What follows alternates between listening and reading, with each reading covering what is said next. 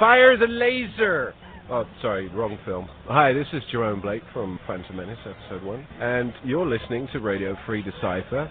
Hey, and welcome back to another episode of Radio Free Decipher. Evan, we're back from the road. Yes, we are, Kyle. How's it feel? Oh, it feels like, it's sort of like a catharsis. I'm able to get all this, work done again and all this stuff off my You're having chest, a big moment there? Yes, I am having a big moment. That is awesome. We got a lot of good stuff for you today. We've got some interviews. We've got bounty hunters. We've got Michonne Bourriague from Episode 1, who played Aurra Sing. Oh, yeah. We also have Jeremy Bulloch, who played Boba Fett, and we'll have those interviews for you. We took them while we were on the road at the shows. And be aware, everybody, too, that we are going to have more interviews coming throughout the next couple episodes of Radio Free, because we were able to have quite a few guests do some interviews, but we kind of didn't want to give them all at once. It seemed like we were. We got to pace ourselves. Yeah, exactly. You'll get more actors in the coming weeks. You'll get to have an interview with the designers, Tom and Raleigh. Garrick Hagan, who played Biggs Darklighter. We have Richard Laparmentier, who played Admiral Maudie. We find his lack of faith disturbing. Oh, very, very clever. We digress. Yes, we do. Up ahead, of course, plenty of more conventions on the horizon. The big one is DecipherCon. That is coming up on us very, very closely. That's October 5th through the 8th in Kissimmee near Orlando, Florida. We're going to have lots more information for you right here on Decipher.com in the next week or so, and so be on the lookout for that. If you haven't made your plans to go, it's not too late yet, so go ahead and set up. We hope to see you all there. Which I know we will. I know every single one of you listening right now is going. I have faith in that. Oh, yeah. Now, before we get on to the interviews, we got a couple of little points of business to take care of. Of course, the international release of The Trouble with Tribbles has happened now, so fans of Star Trek CCG all over the world have now got their hands on these exciting new cards. We saw how those had a pretty big effect on the North American Championship. Of course, the top two players at the North American Championship had both used similar decks to what they had played a week earlier at Wizard World, but both of them had added a pretty significant number of Trouble with Tribbles cards to their decks, so that was interesting to see. Also coming up, we're able to announce the release date of the Tribbles game box set in North America. That's going to be August 30th. Now, tell everybody what you think of the Tribbles game, man. It rocks the cash ball. We had an opportunity to demo that at a whole bunch of tables. It was so much fun. Yeah, at Gen Con. It was loaded. I mean, people have kind of been a little bit nervous hearing about the Tribbles game, not sure what it's all about, but we got to see people sitting down at the tables at Gen Con and just going through like this moment of catharsis where they just realized, oh my gosh, this is so much fun. Man, Aaron Eisenberg sat down and actually played a game with Tom Bronlick and Raleigh Test and I, and it was so much fun. Aaron, he's the consummate gamer, and he was just like grilling these guys. It was so funny to watch. And Raleigh's like, they changed that mechanic. I don't know. That's not me. But it was just really funny, but they had a great time, and Aaron loved the game. So one of our volunteers, Kim Logie, ran a tournament of the Tribbles game Saturday night at the show, and we had people that were sitting there after their game going, well, let's just keep playing until she makes us stop. That's classic. It was a big hit, though, so everybody watch for that. That's August 30th in North America and coming shortly thereafter internationally. And now we'll turn you over to the interviews. Back here at Gen Con, I now have the pleasure of speaking with Michonne Bourriague, who played Aurra Sing in Episode 1, The Phantom Menace. Hello. Hello. How are you doing today? I'm very well, thank you. What's the weekend been like for you? Amazing. That's the one word I could use to describe it.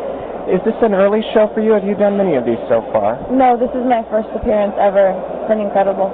What has struck you about the experience? Is it everything you thought it would be? Have there been surprises? Everything has been surprising to me. I had no idea what a con is like, and it's incredible how many people are involved in it, and the fan following for all characters, everybody involved. It's absolutely amazing. Speaking with some of the other actors from the Star Wars movies, I know that they get to know each other very quick. Have you been introduced to many of the other actors? Yes, I've gotten to know them very well, and it was very quick. You're right. Any stick out in your mind?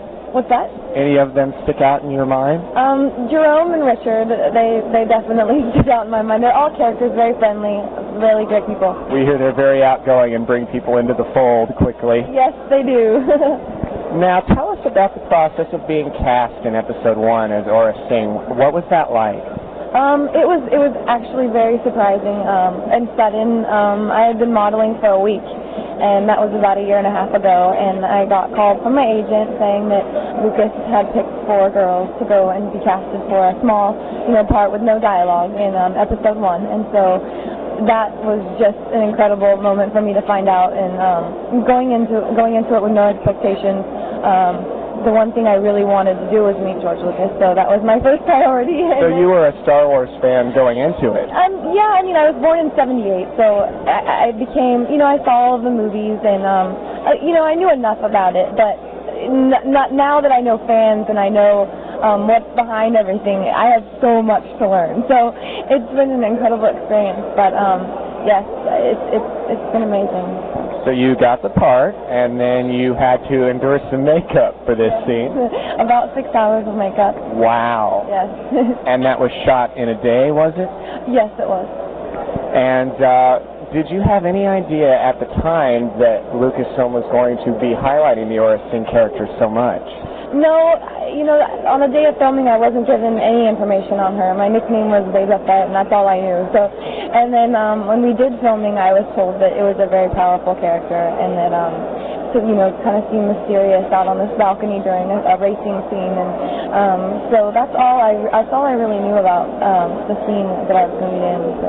Now, with secrecy being so tight on episode 1 at the time, did you have much of a context for the scene, or were you just told to show up and given the barest minimum of information? That's exactly right. I was given the barest of information. I tried to squeeze out some on my own, but it just didn't work. So. Well, that's interesting. Now, this is your first show. Do you intend to be going to others? Definitely. I've been talking to some people, and I definitely will be attending other cons. So. Okay, great. Anything else that we can look for, maybe from you in the future? Yeah, hopefully some more movies. No, I'm actually going to start pursuing my acting career. Hopefully this fall. I've been doing nothing but modeling for the last year and a half, and did Star Wars, and I've always been really passionate about acting. And now that I did Star Wars, it's a great opportunity to use. So hopefully I can do more of them. Great. Best of luck to you. Anything else you'd like to share with us while we have you here? Well, it's been such a great experience, and I wanted to thank all of the fans for their support, and it's just awesome. I'm sure we all thank you. Thank you. Thanks. All right, we're here with Radio Free Decipher at Wizard World in Chicago, and we're here with Jeremy Bulloch. How are you today? I'm very well indeed, thanks. Here we are on Sunday. Weekend's gone very quickly, and it's been great fun. It has. What do you think of the show so far this weekend? Well, I've been here before on several occasions, and I think it's the biggest attendance they've had. Certainly the biggest Friday attendance, biggest Saturday. And let's see what happens today. I mean, Sunday people start packing up early, but there's been a lovely buzz. There's a mixture of people here. It's a vast place. A madhouse, really, but great fun. There's been quite a few. There's actually 7 Star Wars actors here today, and I think that a lot of people have been really happy about that. Have you heard have you been feeling the Star Wars buzz out there this weekend? Yes, we did a talk yesterday at 5 o'clock, and 4 of us of the group, and there is a lovely. I mean, it's very nice, but already I think we've been invited back next year if you're available. And Star Wars still has a nice feeling for people, and they like to reminisce about their youth, how they grew up with the films, and of course now Episode 2's being filmed, and there's just a constant buzz, and I think we're very lucky to have been involved in the films because people keep asking us to come back. Excellent. Well, you said if you're available. Now, you've been doing this since 1997, I believe? Yes. I first did a convention in 1995. That wasn't my first ever one. I did one in 1982, one in 1989, but because of work in London, and you just can't drop everything and go. But then in 95 I did one, and then people talked about the release or re-release of the Star Wars trilogy, and they said, would you come to Pasadena? We've got a show in Florida, and, sorry about this accent, but, so I did, in fact, what I did in 97, the way my career was, I worked fairly constantly in television and theatre, and I was in a theatre play in 95, 96. And when 97 came along, and the film release, I actually took a year off work. I thought, I'm going to do something that I want to do. And because you can't half and half it, you can't say to someone here, oh yes, I'll come to Chicago. When are the dates? Yeah, I'll be there. Subject to work, of course. So I thought I committed myself to doing quite a few shows, about 15 altogether. Right, 15. And has the amount of shows that you've been attending increased or decreased over the years? Amazingly increased. I get more inquiries. I mean, as we're sitting talking now, over the weekend, people put all these business cards, and at the end of when I go home, I don't know what they are. Anyway, there's email and people. I get 2 invites a week to do a show somewhere. I mean, some of them may be ridiculous, like we're doing a show in a tent on a beach. There'll be 5 people there. Will you come along? And I said, well, I know, I'd love to, but I can't come to that one. There's a lot of charity things you do for kids who are on drug and alcohol problems they have, and I managed to do one last year for that, and it's great to be able to give something back.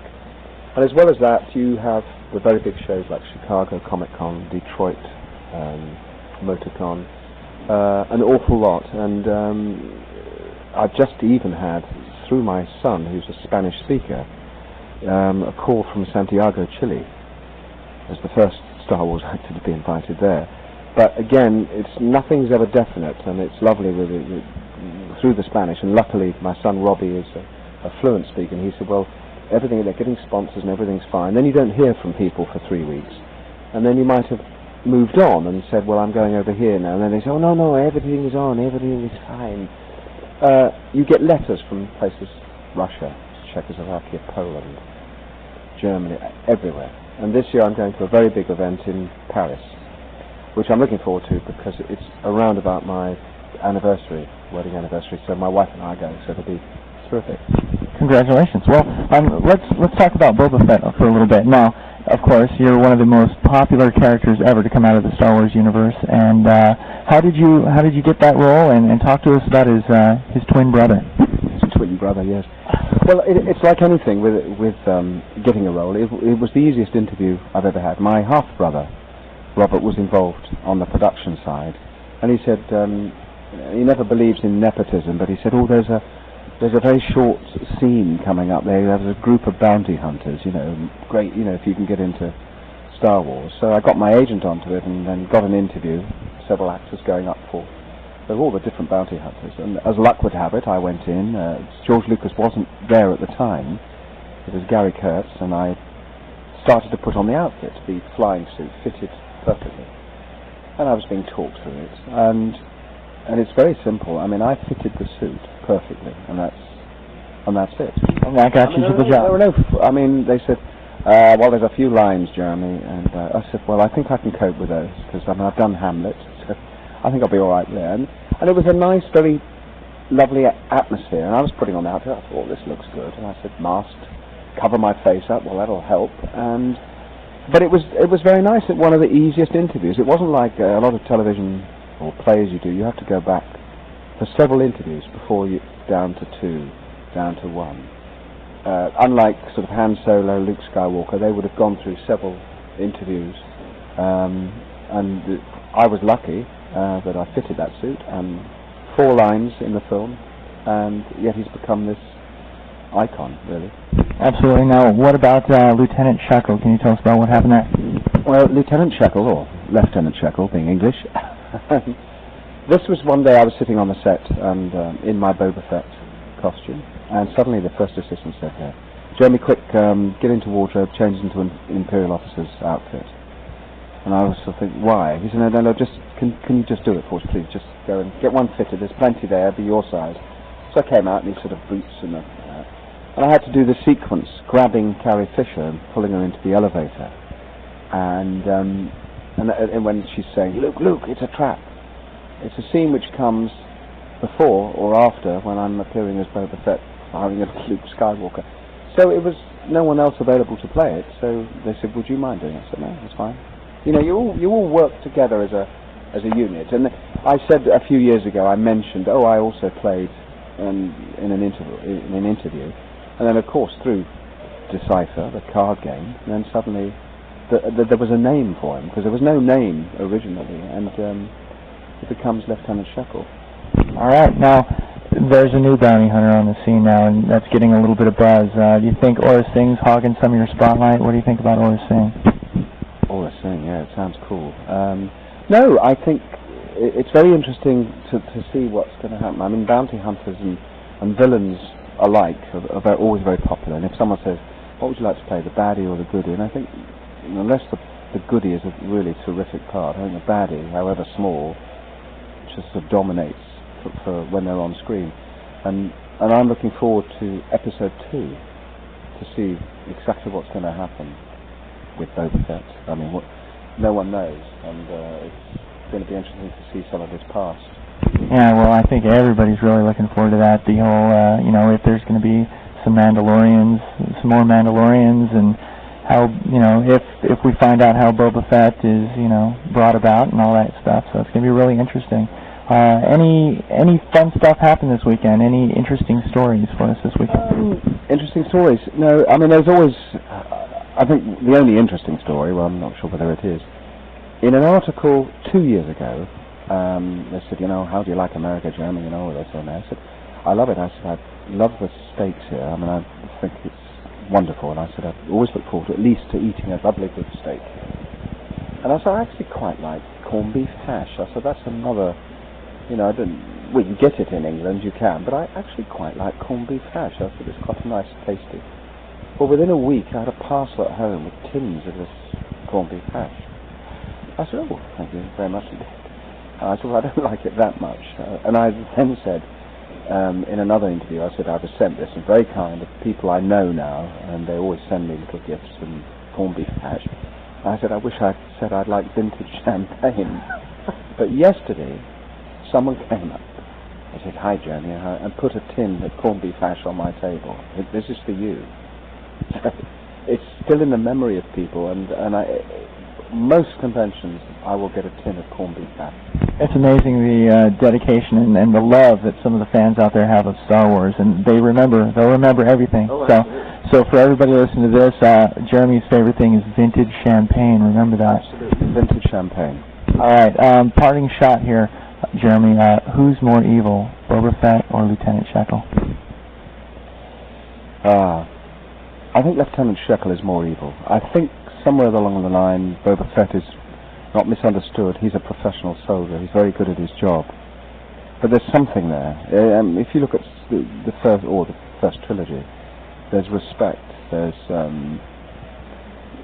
there's something going on in there, and I think Shekel is part of what you'd call a Nazi army, really. I mean, he's an Imperial Guard, and it's this very cold, calculating. But when it comes to saving his life, he's a coward. And whereas Boba Fett wouldn't do that. I agree. Well, thank you very much, Jeremy, for spending some time with us today, and we'll hopefully see you soon. Where are you going to be coming up? I'm going home now, and I'm going to be in England for almost a whole month. I'm actually going to Toronto at the end of August, and then I'm going to Germany. This is all subject to working, and Paris, and then it will be Santiago, Chile, if they come back and say yes, everything's finally done, and it's still very busy. There's a lot of things going on, and I also want to get back to getting a couple of games of cricket in before the end of the season. All right, man. All right. Well, thanks for spending some time with us, Jeremy. Pleasure. Thanks a lot.